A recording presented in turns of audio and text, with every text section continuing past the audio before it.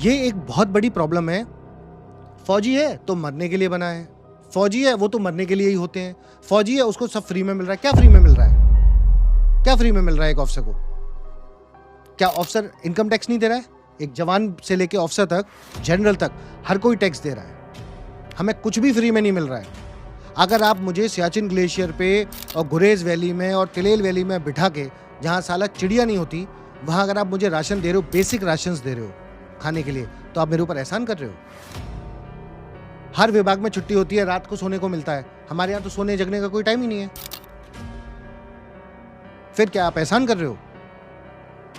हर जगह जहां कुछ होता है, गुजरात में दंगा होता है, हाथ खड़े कर देते हो। भूकंप आता है, हाथ खड़े कर देते हो।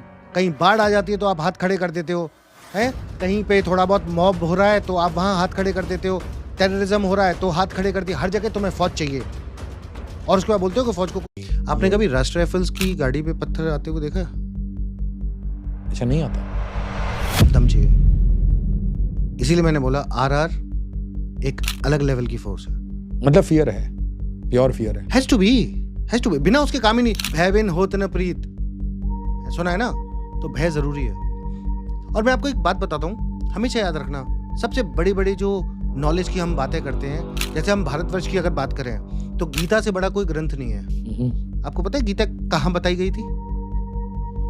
वॉर के टाइम पे रणभूमि में। ज्ञान वहीं आता है जब दुश्मन सामने होता है ना, गोलियां चलती हैं, और जब पता होता है कि one mistake will cost your life, ज्ञान तभी आता है। बाकी ऐसे बैठ के पंचायत करना तो कोई भी कर ले यार, आराम से बैठ के। अभी हम बैठे हैं, हम कुछ भी बोल सकते हैं जी।